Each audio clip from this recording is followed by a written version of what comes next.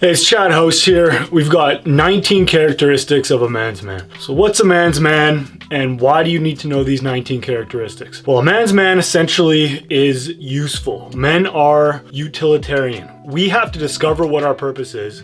We have to discover why we are here, and then we have to get after it. There's also this notion that weak men can't be virtuous. I think Jordan Peterson said that, and it's very true, because if you're a weak man, you can't actually act on your virtues. You can't come to the aid of someone, you can't protect, you can't provide, so you cannot actually be a virtuous man. You can only think virtuous thoughts. So a man's man does that. He protects, he provides, he's strong. He is virtuous because he can act on those virtues. So we're gonna go through 19 characteristics. We're gonna bang them out quickly. If you don't have one of these characteristics, make sure you work on developing it.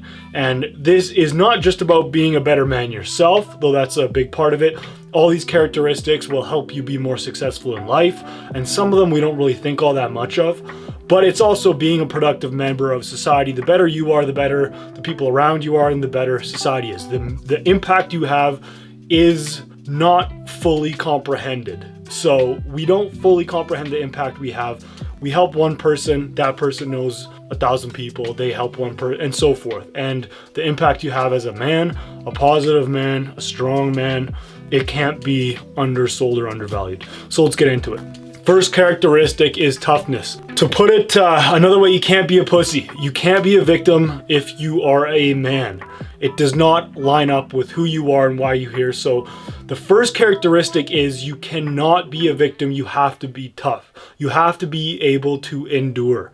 You have to be able to struggle. You have to be able to go through tough times and keep going no matter how tough they are, no matter how tough they seem to be. So toughness is the first vital characteristic. The second one is a man must be stoic. Stoicism is a great philosophy because it helps us understand what is in our control and what isn't. You focus on what you can control, that is the reaction to an event, the reaction to a circumstance, how you think about something, but you can't control the actual event. So you may have a goal of making $1 million in a year. Let's say that's your goal. Remove the year, focus on what you can possibly do to achieve that goal, but don't focus on the outcome. Don't get sad if you don't reach the outcome by the deadline, or if something bad happens to you, don't pity yourself. You can't be strong, you can't be stoic, you can't be a man. You can't be someone that someone else leans on if you're always pitying your situation. It doesn't go in line with who you are and you're a strong ass man. Number 3 is self-reliance. So the APA, American Psychological Association, have done a horrible job of defining what toxic masculinity is. First of all, toxic masculinity does not exist. There is only masculinity, good people and bad people outside of that. As a man, you want to be stoic, which they list as a bad thing. You want to be self-reliant, which they list as a bad thing as well. Self-reliance is vital, because how are other people going to depend on you if you can't depend on yourself? That means acquiring skills. So acquire general skills, be able to, I just built my fence, paved the backyard, did a bunch of things in the backyard, general skills.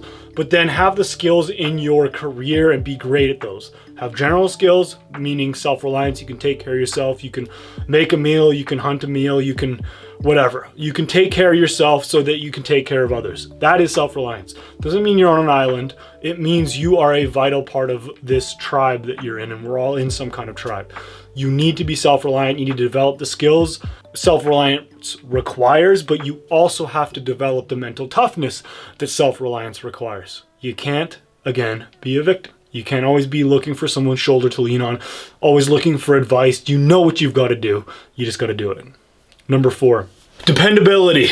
A man's man is dependable. He shows up. He does what he says he's going to do.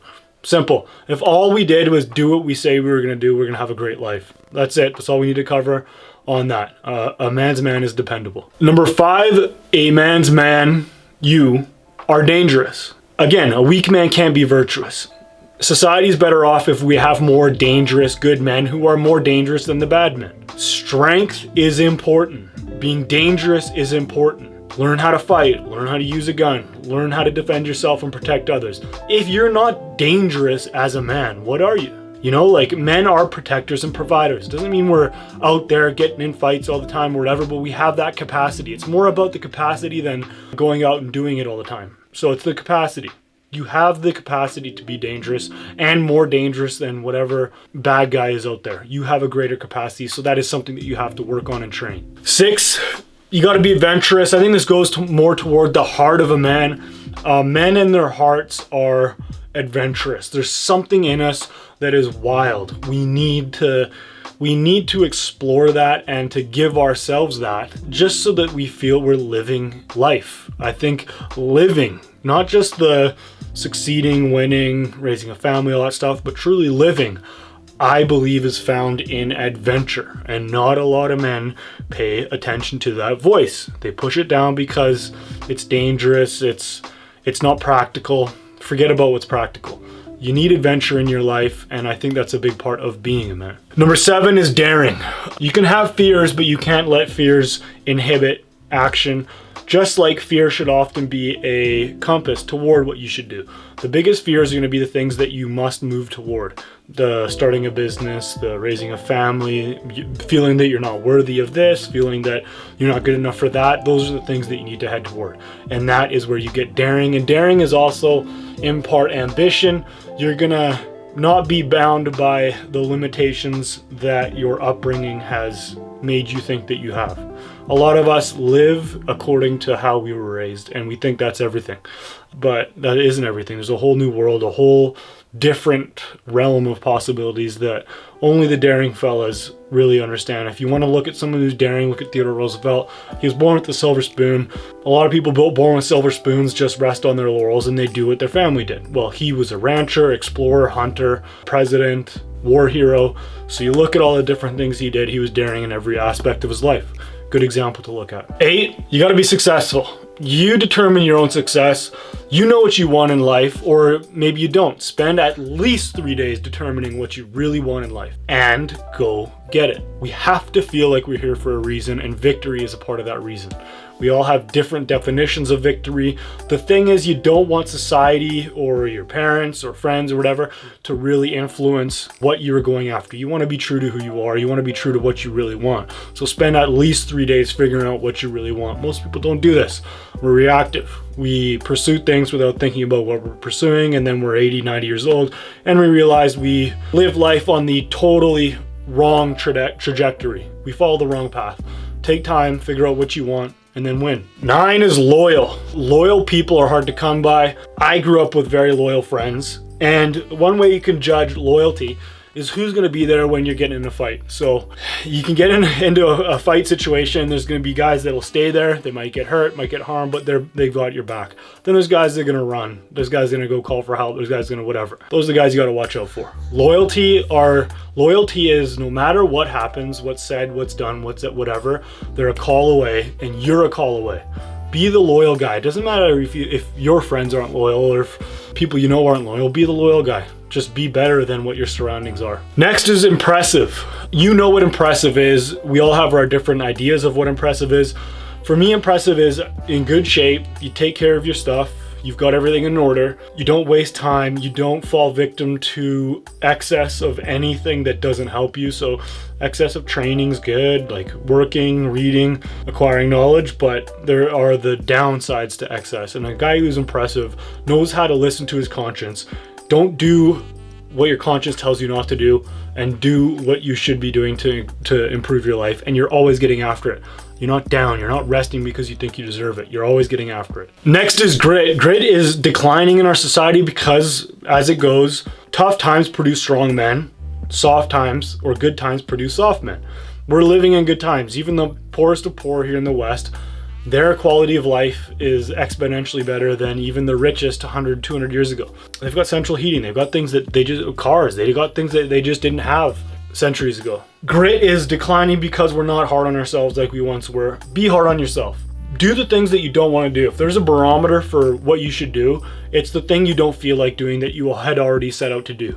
That is grit. No matter how you're feeling, no matter your mood, no matter what happened the day before, you still show up, you get after it, and you persist. You don't get down, you don't pity yourself, you're gritty. That's a man's man. Persistence is key. So persistence is number 12. Most people quit. People want to find meaning in what they're doing. They want to find joy and they want to find their passion. What the research says is that we create our passion. It's not till 9-10 years into a career that we're given the autonomy we need to feel like we're in control of our existence, our work, our craft. And that only happens after we have proven ourselves over a long period of time. So autonomy and then meaning comes from getting good at what you do. That takes time as well. So a lot of people will go from job to job to job to job when they should have stuck with one of them and persisted upward rather than moving laterally. It goes along with entitlement. We think we deserve what we do not have. The reality is we deserve exactly to be where we are right now. That's it. So if you want to get something greater, you have to persist and see whatever your mission is to its fruition. You do not deserve what you do not have. Simple. Get that in your head and keep persisting until you do deserve something better. 13 is consistent. Anyone can be great one day. Any athlete can have a good game, a good season. Excellence has to become who you are. It has to be etched in your habits. It has to be branded into your thoughts. You cannot do what you want to do if you're not consistent. And consistency is just a choice. You can be inconsistent. You can choose to give effort one day and not the next day. You can choose to read 37 pages, which I suggest you do, one day and not the next day. But if you really want to do something of value, if you really want to achieve something great, and I think we all have that ambition inside, you got to be consistent. So consistency is just deciding who you are. It's deciding to be impressive. It's deciding habits that you have no matter how everything around you is going, because there's going to be horrible times, but you still have to show up. That's being consistent. 14 is courageous. This goes to how to be good at being a man, not just being a good man. To be good at being a man, you have to have courage. Without courage, I do not think we can call ourselves men. If we are timid and afraid and we do not carry out our purpose, whether that's in business, in life, in a fight, protecting, defending, and so forth, you gotta be able to have the fear and face it, not shrink from it. That is being courageous, and that's something we can practice. 15 is self-sacrificing. You gotta take care of yourself first, because if you don't take care of yourself first, then everything else follows. Then if you're not at your best, then everyone else doesn't get the benefits of you being at your best. So you being at your best is actually good for other people, but you also serve. You also sacrifice for others. That's just a part of being men. We carry the burden. We are not a burden. We carry the burden. That's an important point. We are not a burden. We carry the burden. That's sacrifice. 16 is focused. Bill Gates' old man asked him and Warren Buffett to write down one word that was responsible for their success, and it was focus. They both wrote down the same thing without looking at each other's work. I am sure that a lot of other uber successful people will write the same thing.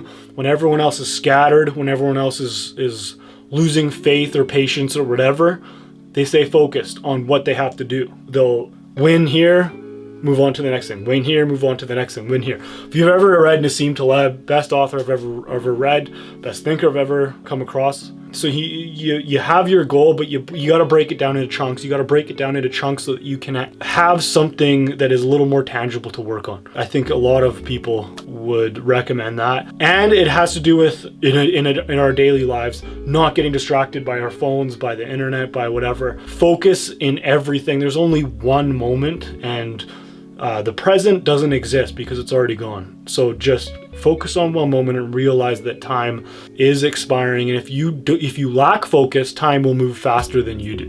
And then you're regressing. 17, I put rough around the edges. Society wants us to be soft. They want men to be soft, but that is not who men are. And we have to keep this rough around the edges aspect to us. How would we define that? Being rough around the edges is just being tough. It's roughhousing. You know, every now and then having too many with the fellas, or doing something that isn't destructive to anyone, including yourself, but it's a little dangerous. Rough around the edges is just being who you are, not forgetting where you come from, and not becoming so soft that you lose your manhood. 18 is disciplined. If you don't have discipline, you're not going to achieve anything. It's just a simple fact that discipline is the precursor to everything you want. And discipline is choosing what you want most over what you want now. What you want now may be to look on the Instagram or look on the YouTube or look on some website or watch TV or whatever. That is out of line with what you want most. What you want most is achievement. That's what's important. What you want most is to win. That's what's important. Your behavior in the moment should get you closer to the end goal, not further away. You shouldn't be moving laterally, you should be moving vertically. And that is discipline. With that, I've got a book called The Lost Art of Discipline. You can get a free audiobook copy at thelostartofdiscipline.com, or you could buy the book on Amazon. I'll put links down below. That book will really help you with discipline. 19 is being relentless. Relentless is just continually striving even though you're struggling. Pain is inevitable, suffering is optional. Suffering is a little self-pity creeping into your mindset. It is insanely destructive. No matter how your surroundings are, no matter how your life is, you've got to keep struggling. You got to keep pursuing. You got to be relentless with what you're pursuing. So everything else in this goes towards being relentless. Those are 19 characteristics of a man's man. With that, I've got a couple things. First is the most important thing. It's Man Greens. This is a supplement that helps you stay healthy, energetic. It's got adaptogens, which help reduce depression and increase mental clarity, lower cortisol levels. It helps boost testosterone. It's filled with all of your essential vitamins and nutrients. I highly recommend you pick up Man Greens and then the lostartofdisciplinebook.com. You get the audiobook for free. I'd love for you to listen to that. And if you like this video, click the thumbs up, give it a share. I'll talk to you soon.